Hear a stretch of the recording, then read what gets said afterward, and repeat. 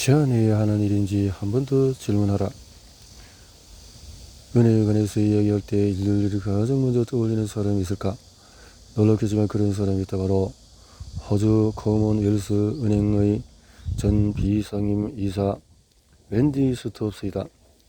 스톱스는 윤리에 대해서 정말 많이 생각한다. 심지어 윤리적인 문제가 없는지 스스로 확인하는 절차를 만들어서 실천할 정도다. 스톱스는 내가 진행하는 팟캐스트에서 우리는 어떤 일을 할 때 이미 정해진 절차나 방법대로 해야 한다는 생각이 빠지기 싫더라고 말했다. 하지만 그렇게 일하다 보면 결정을 내려야 하는 순간에 깊이 고민하지 않고 관행대로 진행하게 된다.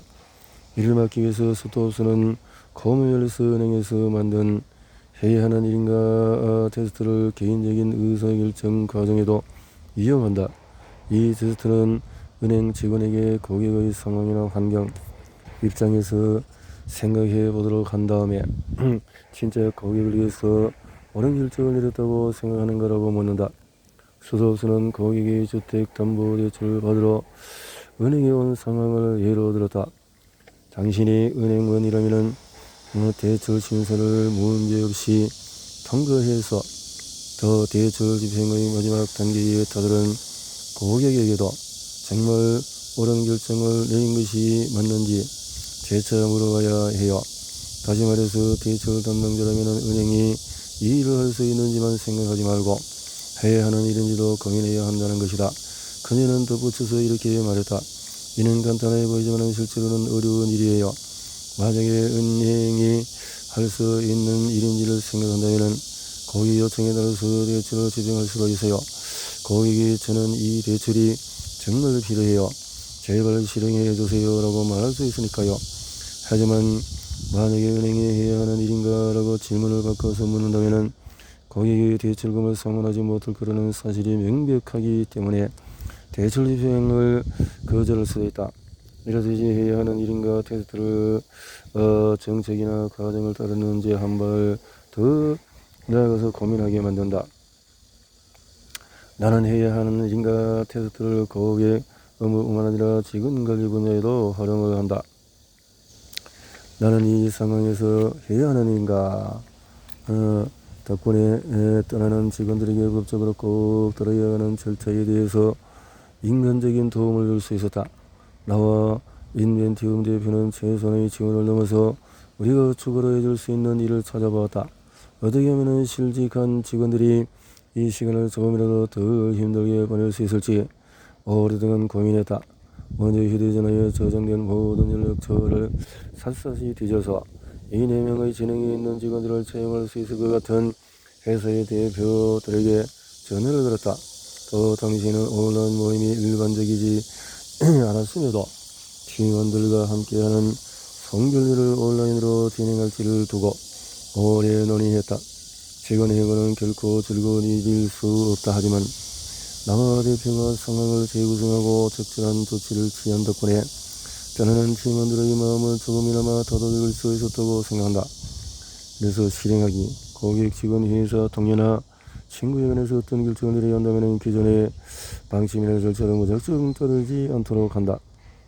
대답이 아니요 라면 그 대신에 무엇을 의하는지를 생각해 본다. 보이지 않는 빙산까지 고려하라. 몇 년 전에 호주의 한 명문 대학교 경영대학원 MBA 과정평가위원회에서 이 일을 해달라는 요청을 받았다. 나는 담당자에게 수요 시간 등 몇 가지를 질문한 다음에 늘 그래왔던 것처럼 네 알겠습니다 라고 말하려고 했다. 대부분 분들이 비즈니스 업계에서 성공하도록 돕는 일에 관심이 많기도 했고 우리 회사의 컨설턴트 채용 면접장에서 이 학교 MBA 출신 학생들을 많이 봤기 때문에 왠지 마음이 같다. 또 학생들이 MBA 과정을 수료하면 졸업 후의 현장에서 바로 활용할 수 있으려고 확신했다. 고민 끝에 결국 학교 측의 요청을 받아들였다. 하지만 늦으면 창문 하나 없는 컴컴한 강의실에서 무려 4시간이나 이어진 첫 회의가 끝나자마자 곧바로 내 결정을 후회했다. 벤처 캐피털 캐릭터의 공동 창립자 겸 무한 책임 투자자이자 베스트셀러 스프린트와 메이크 타임을 표현한 작가이며 거글벤처스의 전 디자인 파트너이기도 한 존 제라츠키는 내용을 빙선의 환상 오리에 빗대어서 설명했다. 우리는 프로젝트 일, 자원봉사 등 살면서 무언가를 결정할 때 눈에 보이는 흥미로운 부분만 보는 경향이 있어요. 빙산에 비유하자면 수면 위에서 반짝거리는 빙산의 일각만 보는 거죠. 하지만 그는 빙산의 거대한 몸체가 대부분 소중히 잠겨있는 것처럼 우리가 하는 일에도 겉으로 보이지 않는 시간과 노력이 많이 필요하다는 사실을 지적한다. 이 일을 빛나고 흥미로운 부분에 도달하려면 힘들고 어려운 과정을 반드시 거쳐야 한다. 내가 창문도 없는 답답한 대학교 강의실에서 밤늦게까지 무려 4시간이나 회의를 했던 것처럼 말이다. 제라츠키도 예전에는 제안이 흥미롭게 보이던 선뜻 수락을 했다. 하지만 막상 해보니 몸이 고되고 시간도 많이 들여야 하는 일이 많았다. 결국 그는 자신의 의사결정 방식을 바꿨다. 이제 그는 사람들에게 시간을 내달라는 부탁이나 새로운 제안을 받으면 가장 빛나는 빙산의 일각뿐만 아니라 소정의 거대한 몸체에 대해서도 생각을 한다. 다시 말해서 부탁받은 일의 가장 성공적인 모습만 생각하는 것이 아니라 그 부분에 도달하기까지 해야 하는 모든 작업을 신중하게 고민한다. 그는 이에 대해서 다음과 같이 말했다. 예를 들어서 저는 강연 요청을 수락할 때 그 강연을 준비하는 시간도 미리 비워놓습니다. 이런 원칙을 세워놓아서 전철은 사람들의 요청을 쉽게 수락하지 못하지만 그래도 이 방법이 더 좋다고 생각합니다. 제라츠키는 부탁을 거절하는 일이 반드시 나쁜 것만은 아니라고 강조한다. 제가 어떤 부탁이 아니요라고 대답한다면 이는 그 일에 포함된 행사나 회의, 직책에 따른 역할 등 단편적인 부분뿐만 아니라 전반적인 부분으로 모두 고민한 다음에 거절하는 것입니다. 이 같은 제라츠키의 방식은 계획 오류라는 심리 문제를 극복한 것이다. 미국 뉴욕 대학교 소통 경영대학원 저수있는 크루거 교수의 연구에 따르면 사람 중의 예상 근무 소요 시간을 실제보다 항상 적게 예측한다고 한다. 심지어 사람들의 예상 기능이 실제 소요 시간에서 살짝이 아니라 아주 크게 빗나갔다. 크루거의 또 다른 연구도 비슷한 결과를 보였다. 실험 참가자들은 3주 안에 작업을 마칠 수 있다고 예상했지만 실제로는 한 달이 걸렸다. 8일이면 끝날 수 있다고 예측한 일도 결과적으로 14일이 걸렸다. 예상보다 50% 이상 오래 걸린 것이다. 그러나 크루거는 사람들이 이 일의 모든 측면을 고려했을 때 이런 계획 오류가 줄어든다는 사실을 알아냈다. 따라서 빙산의 환상 오류가 있음을 인정하고 일어날 수 있는 모든 일을 미리 고려해서 의사결정을 내린다면 소요 시간을 더 정확하게 예측할 수 있다. 상대의 제안을 수락할지는 이러한 정보를 고려한 다음에 결정하면 된다. 다시 내 이야기로 돌아가자면 길고 길었던 회의를 마친 그날 저녁에 나는 결국 MBA 가정 평가위원회를 그만두었다. 만약에 내가 빙산의 환상 오류에 빠지지 않고 내가 겪게 될 모든 작업을 미리 고려했더라면 몇 시간씩 걸리는 회의를 정말 싫어한다는 사실을 간과하지 않았다면 처음 제안을 받았을 때 분명 다른 결정을 내렸을 것이다. 실행하기. 만약에 상당한 시간을 투입해야 하는 부탁이나 제안을 받았다면 눈부신 빙산의 일각에 도달할 때까지 필요한 모든 시간과 노력을 계산해보자.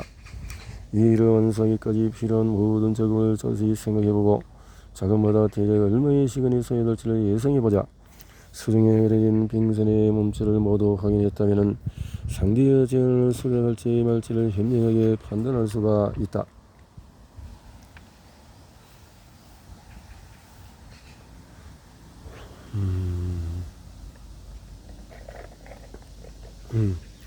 후회 없는 결정을 내리는 법은 누군가 마감 기한까지 한참 남은 일을 부탁하면서 섣불리 수락하기 쉽다.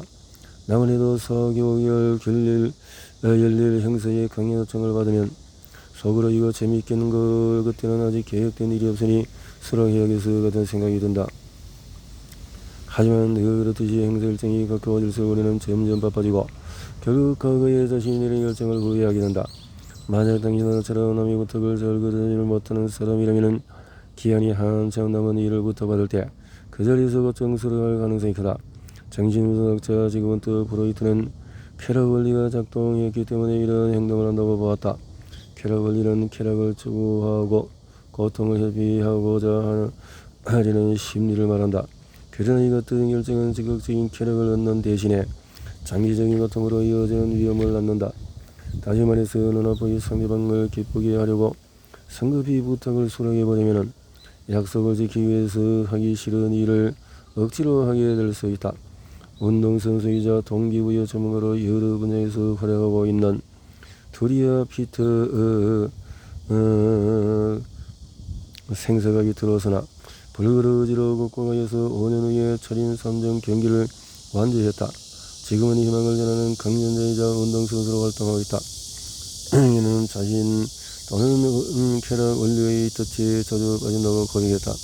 그전의 행사일까지 한참 남은 강연 요청도 종종 수락한다며 이렇게 말했다. 그런 제안을 받으면 보통 6개월 후니까 충분히 할 수 있을 거야 라는 생각이 들어요. 하지만 날짜가 가까워질수록 마음속사 내가 왜 강연을 하겠다고 했지? 라고 후회합니다. 너무 많은 일을 승낙해버리면 결국 일상이 엉망진창이 되고 부다가 들어지 못한 자신이 미워져요. 그러면 적응도 못하고 또 여러가지 시간을 보내면서 일에 매달려야 하니까요. 피트는 미래의 바쁨 정도를 섣불리 판단하지 않고 그럴 때의 미남함을 회피하고 싶은 유혹에 빠지지 않기 위해서 상대에게 답하기 전에 본인에게 이렇게 묻는다. 저는 제 자신에게 혹시 강연을 당장 다음 주 화요일에 해야 한다면 물어봅니다. 이렇듯이 그녀는 의사결정 전에 잠시 멈추고 스스로 이런 질문을 던짐으로써 먼 미래의 활동이 가까운 미래의 활동보다 훨씬 더 매력적이고 흥미롭게 보이는 문제를 극복한다. 성경미의 사회심리학 저널에도 이와 같은 연구가 발표되었다. 연구진은 실은 참가자들에게 정부 정책 신설된 시험 발견했다. 이런 결과는 우리가 날짜가 임박한 행사나 계획관리 먼 미래에 일어날 일에 대해서 전체적인 문제를 잘 알아차리지 못하기 때문에 나타난다.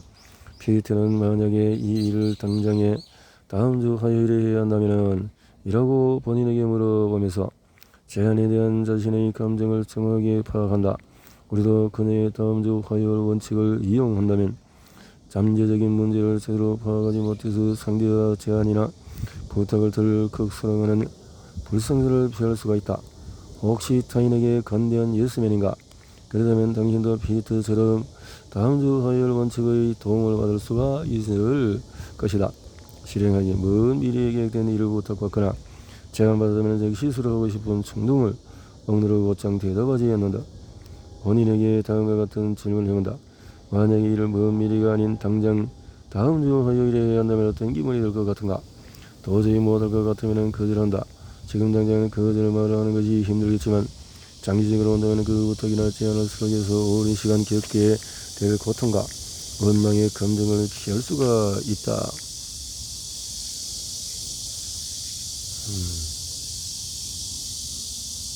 꼭 참석해야 하는 회의를 고르는 법은 그렇다면 이렇게 되면 꼭 참석을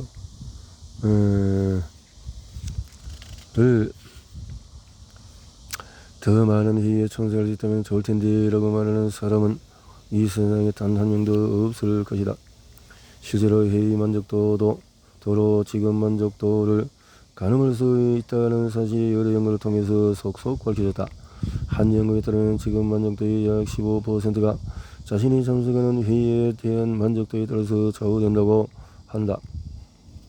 미라이스 대학교 경영학교 소스콧 쇼넨 사인의 주요 관심사도 회의다.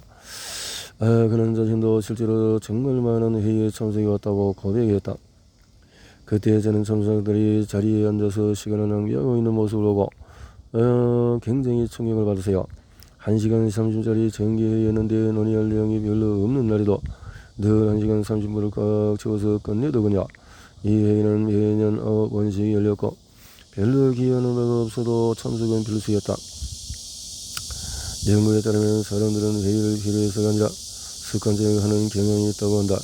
하지만 회의가 하나둘씩 늘어나서 참석해야 하는 회의가 너무 많아지면 시간을 낭비하는 느낌이 들어서 기분이 언짢아진다. 내 업무에 꼭 필요한 회의인가? 이 회의에 참석하면 내가 바라는 직장생활 한 발 더 가까워지는가? 이렇게 이 세 가지 질문 중에서 하나라도 해당하지 않는다면 회의에 참석하지 않는 것이 좋다. 이것을 통해서 즐거움이 있는가? 물론 쇼낸 샤인도 회의로 머리로는 회의에 참석하지 않는 것이 옳다는 것을 알지만 막상 실천하기가 어렵다는 사실을 인정한다. 사람들은 회의에서 포모 증후군 을 앓고 있어요. 회의에 참석하지 않으면 다른 사람들이 자신을 중요하지 않은 사람으로 여길지 모른다거나 행위의 본인만 중요의 일정을 놓칠지 모른다는 두려움으로 느껴요. 거의 모든 회의에 참석하면 일을 제일 열심히 하는 사람처럼 거의 그러고 착각하죠. 우리는 이 같은 회의 포모 증후군에서 벗어나야 한다. 회의 참석에서와 상해에서 자신의 위치를 동일시해서는 안 된다. 회의는 단지 일을 진행하고 끝내는 하나의 방법의 일일 뿐이다. 당신이 아무런 기여도 하지 못하는 회의는 참석할 가치가 없다. 회의 시간에 몰래 이메일을 확인하는 것도 업무라고 볼 수가 없다. 실천하기. 캘린더를 보면서 지난 2주 동안에 참석한 회의를 모두 적어보자. 위 세 가지 질문 중에서 하나라도 해당하지 않으면 그 회의는 캘린더에서 지워버린다. 이 내용을 적어서 그래서 업무에 필요했는지 또 내가 직장에서 더 좋은 가까워진 건지 즐거움이 있었는지 이렇게 찾아보자.